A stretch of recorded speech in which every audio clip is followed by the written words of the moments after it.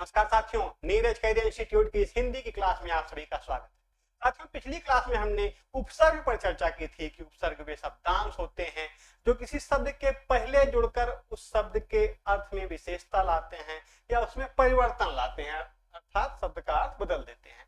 आज हम चर्चा करेंगे प्रत्यय पर। उपसर्ग और प्रत्यय में मूलतः अंतर यही है कि उपसर्ग शब्द के पहले लगते हैं और प्रत्यय शब्द के बाद लगते हैं। आइए देखते हैं प्रत्यय का। वे शब्दांश जो किसी शब्द के अंत में जुड़कर, वे शब्दांश जो किसी शब्द के अंत में जुड़कर, उपसर्ग क्या होता था? उपसर्ग पहले जुड़ता था, लेकिन प्रत्यय वे शब्दांश जो किसी शब्द के अंत में जुड़कर उसके अर्थ में विशेषता या परिवर्तन ला देते हैं। या तो शब्द की विशेषता बढ़ जाएगी, उसमें विशेषता आ जाएगी, या उस शब्द का अर्थ ही बदल जाएगा। ऐसे शब्दांशों को हम प्रत्यय कहते हैं। वे शब्दांश प्रत्यय कहलाते हैं। जैसे देखिए उदाहरण, पढ़ना, पढ़ के साथ में प्रत्यय जुड़ गया ना और हो गया पढ़ना, बदल गया।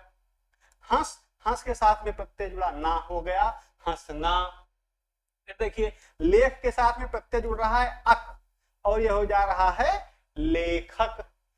मीठा के साथ में जब आस प्रत्यय जुड़ता है तो इसका अर्थ जाता है मिठास, परिवर्तन हो जाता है। देखिए यहाँ पर बड़ी की मात्रा है वहां पर, लेकिन यहाँ पर जो मिठास बना तो यहाँ पर छोटी की मात्रा होगी। उसी तरीके से हवा प्लस दार, हवा के साथ में अगर दार लग गया तो ये हो गया हवादार। इसी तरीके से प्रत्यय क्या कर रहा है? प्रत्यय शब्द के अंत में जुड़कर शब्द की विशेषता बता रहा है या फिर शब्द के अर्थ में परिवर्तन ला दे रहा है। आइए देखिए और देखते हैं क्या विशेषता है प्रत्यय की। इसके अलावा प्रत्यय का स्वयं का कोई अर्थ नहीं होता। अगर हम प्रत्यय का स्वयं का अर्थ कोई पूछें तो उसका स्वयं का कोई अर्थ नहीं होता। स्वतंत्र रूप से इसका प्रयोग नहीं किया सकता। अगर कोई ये सोचे कि हम प्रत्यय का स्वतंत्र रूप से प्रयोग कर लें तो ना तो प्रत्यय का स्वयं का कुछ अर्थ होता है और ना ही इसका स्वतंत्र रूप से प्रयोग होता है। ये जब भी प्रयोग किया जाएगा, किसी शब्द के साथ प्रयोग किया जाएगा, तभी इसकी अपनी वैलिडिटी होती है, तभी अपनी इसकी वैधता होती है। स्वतंत्र रूप में इसका कोई अस्तित्व नहीं होता, कोई मायना इसका नहीं होता। अगर हम प्रत्यय के भेद की बात करें तो प्रत्यय दो भेद हैं, प्रत्यय के दो भेद हैं, प्रत्यय के दो प्रकार हैं। पहला है कृत प्रत्यय और दूसरा है तद्धित प्रत्यय। पहला है कृत प्रत्यय और दूसरा है तद्धित प्रत्यय। आइए हम जानते हैं कि कृत प्रत्यय क्या है और तद्धित प्रत्यय क्या है। कृत प्रत्यय वह प्रत्यय है, देखिए कृत प्रत्यय, उस प्रत्यय को हम कृत प्रत्यय कहते हैं जब क्रिया, कृत प्रत्यय क्या है? क्रिया अथवा धातु के अंत में, क्रिया अथवा धातु के अंत में लगाए जाने वाले प्रत्यय को कृत प्रत्यय कहते हैं। क्रिया शब्दों के अंत में जो प्रत्यय लगाए जाते हैं उन्हें हम कृत प्रत्यय कहते हैं और इनके मेल से जो शब्द बनते हैं उन्हें हम कृदंत कहते हैं। क्रिया शब्दों के साथ लग रहे हैं प्रत्यय, उनको हम कृदंत कहते हैं। जैसे देखिए पढ़, पढ़ क्या है? क्रिया है, इसके साथ आकू प्रत्यय लग गया, पढ़ाकू हो गया। टिक क्रिया है, आऊ लगा, टिकाऊ हो गया। चर के साथ वाहा प्रत्यय लग गया, चर क्या है? चर क्रिया है, चरना उसी में होता है शब्द, ये हो गया चरवाहा। ओढ़ प्लस नी, ओढ़नी। अब ओढ़ क्या है? चर क्या है? ये सब धातु शब्द हैं, उनके साथ में प्रत्यय लग गया और ये जो प्रत्यय लगा ये शब्द कहलाया कृदंत। इस प्रत्यय को हम कृदंत प्रत्यय कहते हैं। चाल धन अक, देखिए चाल धन अक बराबर क्या हो गया?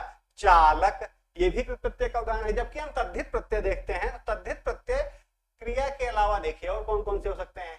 संज्ञा सर्वनाम, संज्ञा सर्वनाम तथा विशेषण के अंत में, संज्ञा सर्वनाम तथा विशेषण के अंत में लगाए जाने वाले प्रत्यय को तद्धित प्रत्यय कहते हैं।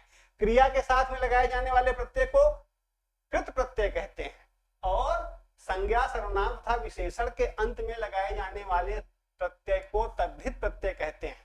अब तद्धित प्रत्यय के मेल से बने शब्दों को क्या कहते हैं? तद्धितांत कहते हैं।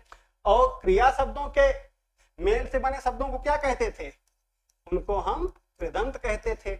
ये क्रिया शब्द से मिलकर बन रहे हैं और तद्धितांत किससे किससे मिलकर बन रहे हैं? संज्ञा से, सर्वनाम से और विशेषण से। इनके अंत में जो प्रत्यय लगाकर शब्द बनाए जाते हैं उन्हें तद्धितांत कहते हैं, जबकि क्रिया के अंत में लगाए गए प्रत्यय से बने शब्दों को कृदंत कहते हैं। देखिए, जैसे जुआ प्लस आरी, अब ये देखिए ये आपको संज्ञा सर्वनाम में मिलेगा। ये हो गया जुआरी, चिकना विशेषता है, विशेषण है ये। हट, ये शब्द क्या हो गया अब, चिकना हट।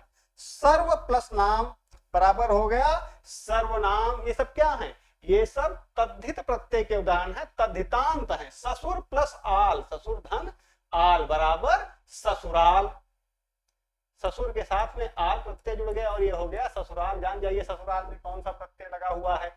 चारा धन गाह बराबर चारागाह। ये सब किसके उदाहरण हैं, ये सब तद्धित प्रत्यय के उदाहरण हैं। कभी कभी ऐसा भी होता है शब्दों में कि उपसर्ग भी लगा होता है और प्रत्यय भी लगा होता है, दोनों लगे होते हैं। पहले उपसर्ग लगा होता है शब्द के और बाद में उसी शब्द के साथ में प्रत्यय भी लगा होता है। जैसे देखिए, ये देखिए उपसर्ग और प्रत्यय का एक साथ प्रयोग होता है। कुछ शब्द ऐसा भी होते हैं जिनकी रचना उपसर्ग प्रत्यय दोनों, उपसर्ग और प्रत्यय दोनों के जुड़ने से होती है। जैसे देखिए कौन कौन से, जैसे शब्द अप, मां, अब उपसर्ग क्या जुड़ा, अप, और ये शब्द है मान, शब्द है मान, और इसमें प्रत्यय जुड़ा इत। अब ये क्या हो गया, अप धन मान धन इत बराबर हो गया अपमानित। यहां पर अप क्या है, अप उपसर्ग है और इत क्या है, इत प्रत्यय है। एक ही शब्द में उपसर्ग और प्रत्यय दोनों का प्रयोग किया गया है। दूसरा देखिए, बद चलन ई, बद क्या है, बद उपसर्ग है, ई क्या है, ई प्रत्यय है, चलन शब्द है, चलन के साथ में बद उपसर्ग जुड़ा, ई प्रत्यय जुड़ा और शब्द बना इससे बद चलनी। दुस ये उपसर्ग है, साहस ये शब्द है और इसी के साथ में ई क्या है, ई प्रत्यय है और इनसे जो शब्द बना वो शब्द बना दुस्साहसी। इस तरीके से हमने आज की क्लास में देखा कि प्रत्यय क्या होते हैं। प्रत्यय वे शब्दांश होते हैं जो किसी शब्द के अंत में जुड़कर इस शब्द में विशेषता लाते हैं या एक नया उसमें परिवर्तन लाकर एक नया अर्थ पैदा करते हैं। प्रत्यय दो प्रकार के होते हैं, कृत प्रत्यय और तद्धित प्रत्यय। क्रिया शब्दों के अंत में शब्द प्रत्यय लगाकर जो शब्द बनाए जाते हैं उन्हें कृदंत शब्द कहते हैं और क्रिया के अंत में लगने वाले प्रत्यय को कृत प्रत्यय कहते हैं। जबकि संज्ञा सर्वनाम विशेषण के साथ प्रयोग होने वाले प्रत्यय को तद्धित प्रत्यय कहते हैं और इनके मेल से बने शब्दों को तद्धितांत कहते हैं। अब कभी कभी ऐसे भी होता है कि कुछ शब्द ऐसे होते हैं जिनमें उपसर्ग और प्रत्यय दोनों जुड़े होते हैं, उनका जब एक साथ प्रयोग किया जाता है तो कुछ शब्द बनते हैं जैसे अपमानित, बदचलनी, दुस्साहसी। ऐसे शब्द हैं जिनमें उपसर्ग का भी प्रयोग किया गया है और प्रत्यय का भी प्रयोग किया गया है। मुझे पूरी उम्मीद है इस क्लास के माध्यम से आपके प्रत्यय संबंधी ज्ञान में और वृद्धि हुई होगी। मुझे आशा है कि आप इससे लाभान्वित होंगे और अपने ज्ञान में वृद्धि करने के साथ साथ ही बोधगम्यता बढ़ाएंगे। दो अलग अलग चीजें होती है, किसी चीज का ज्ञान होना, किसी चीज का बोध होना।